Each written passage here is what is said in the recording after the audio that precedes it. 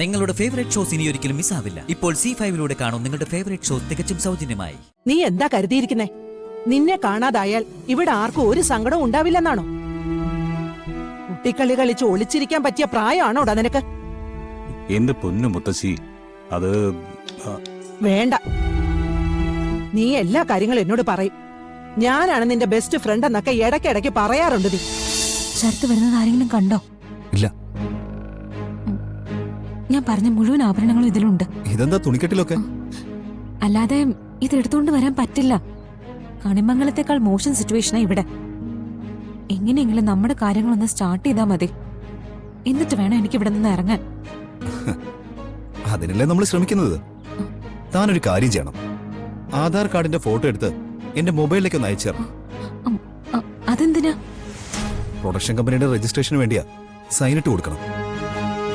അതിപ്പോ ഞാൻ എങ്ങനെയെങ്കിലും അഡ്ജസ്റ്റ് ചെയ്യാം. തിരക്കിനിടയിൽ ഞാൻ ഒരു കാര്യം ചോദിക്കാൻ മറന്നു. നമ്മുടെ പ്രൊഡക്ഷൻ കമ്പനിക്ക് എന്ത് പേരാ ഇടണ്ടേ? ഞാനതൊന്നും തീരുമാനിച്ചിട്ടില്ല. ഞാനത് എന്റെ ഫ്രണ്ടുമായിട്ട് ഡിസ്കസ് ചെയ്തു. ഒരു പേര് മനസ്സിൽ തോന്നിയപ്പോ ന്യൂമറോളജിക്കാരനെ വിളിച്ച് നല്ലതാണെന്ന് ചോദിക്കുകയും ചെയ്തു. ഗംഭീർ എന്ന അയാള് പറഞ്ഞത്. എന്ത് പേരാ? PQ entertainments. PQ എന്ന് പറഞ്ഞാൽ പ്രിയങ്ക ദ ക്യൂ.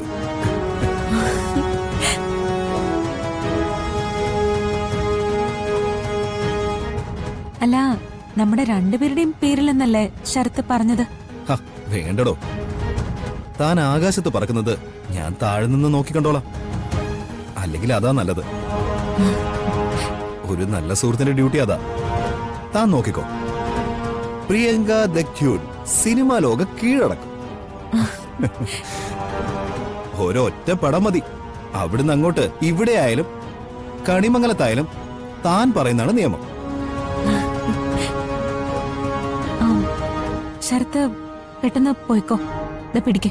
ആധാർ കാർഡിന്റെ ഫോട്ടോ ഞാൻ അയച്ചേക്കാം. എല്ലാം കഴിഞ്ഞിട്ട് എന്നെ വിളിക്കണം. രജിസ്ട്രേഷൻ സർട്ടിഫിക്കറ്റ് ഞാൻ അയച്ചുതരാം. പേരും ഞാൻ അയച്ചുതരാം. അത് താൻ തുറന്നു നോക്കുമ്പോ സിനിമാ ലോകത്തിലേക്കുള്ള വാതിലും ഒപ്പം തുറക്കും. Best of luck. ശരി, എല്ലാം നോക്കി ചെയ്യണേ ശരത്തെ. എന്റെ ഒരു പ്രതീക്ഷ. ഞാൻ ഏറ്റു. ശരിയാണ്.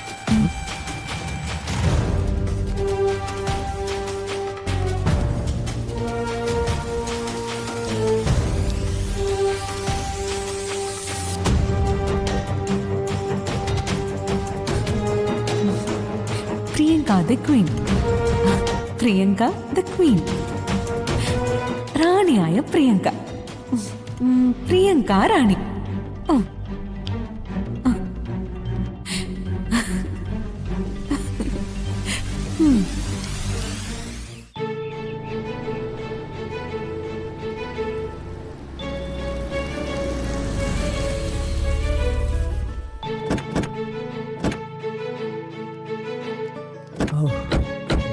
ബിജു, സാധനങ്ങളൊക്കെ എടുത്തു വെക്കണേ.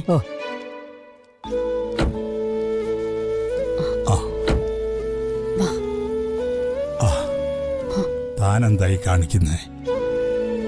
എല്ലാവരും കൂടി താങ്ങിപ്പിടിച്ചെന്നെ വീട്ടിലേക്ക് കൊണ്ടുപോയാൽ വീട്ടിലുള്ളവരെന്താ കരുതുക? അമ്മേ, ഹോസ്പിറ്റലിൽ നിന്ന് എന്നെ മടക്കിയതല്ലേ? എന്തൊക്കെയാ പറയുന്നേ? നമ്മുടെ വീടല്ലേ. എനിക്ക് നടന്നു കയറാൻ പറ്റുമെന്ന് ഞാനൊന്ന് നോക്കട്ടെ. വയ്യെങ്കിൽ ഞാൻ സഹായം ആവശ്യപ്പെടാം.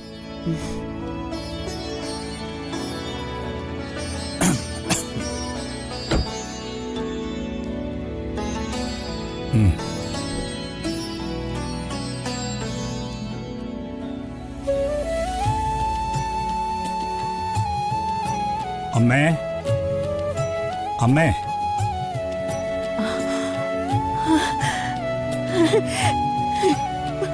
രമേശ്വര, എടാ, ബുദ്ധിമുട്ടൊന്നും ഇല്ലല്ലോടാ നിനക്ക്? അമ്മേ, ബുദ്ധിമുട്ട് എന്തെങ്കിലും ഉണ്ടെങ്കിലല്ലേ ആശുപത്രി പോകുന്നത്. ബുദ്ധിമുട്ട് മാറുമ്പോഴാ തിരിച്ചു വരുന്നത്. അമ്മയുടെ ചോദ്യത്തിന്റെ ലക്ഷ്യം തെറ്റിപ്പോയി. ഒന്ന് പോടാ അവിടുന്ന്. അമ്മേ, വായിരിക്കെ.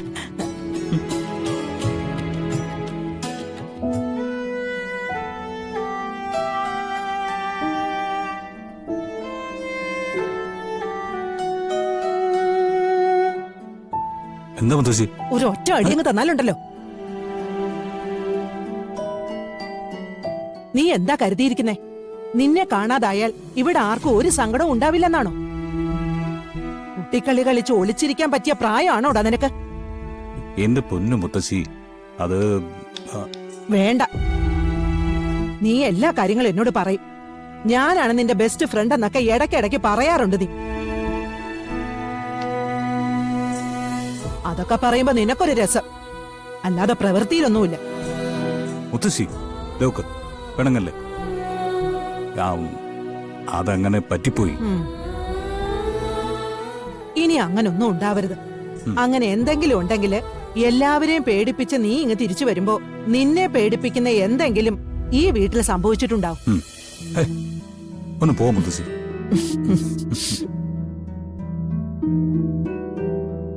ഇങ്ങോട്ടിരിക്കുക.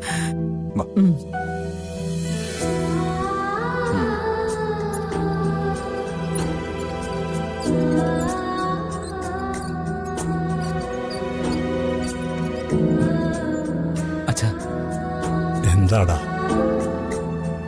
ഒന്ന് ഹോസ്പിറ്റൽ വരെ വരണമെന്നൊക്കെ ആഗ്രഹം ഉണ്ടായിരുന്നു അച്ഛാ. ഈ കണ്ടീഷനിലിരിക്കുന്ന എന്നെ ICU കയറ്റോ കാണിക്കുമെന്നൊന്നും അറിയില്ലായിരുന്നു. അതിനെന്താ, ഞാനിങ്ങ് വന്നില്ലേ? അച്ഛൻ ഇവിടെ ഇല്ല,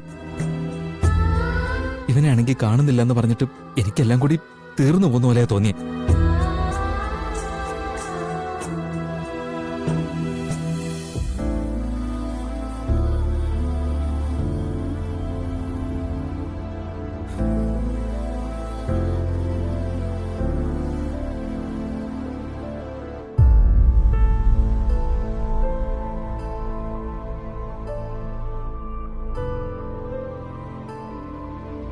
അതെ, നോക്ക്.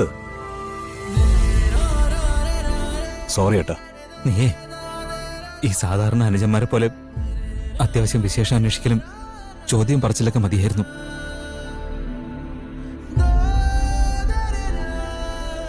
അങ്ങനെ ആകുമ്പോ നിന്നിൽ നിന്നും ഞാൻ കൂടുതലൊന്നും പ്രതീക്ഷിക്കില്ലല്ലോ.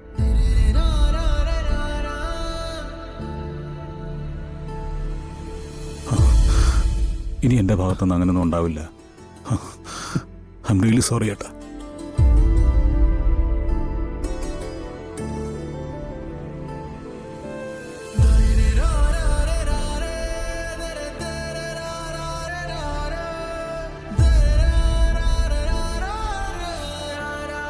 എന്നാ പിന്നെ നീ ഒരു കാര്യം ചെയ്യ, പോയി പ്രിയങ്കയെ വിളിച്ചോണ്ട് വാ.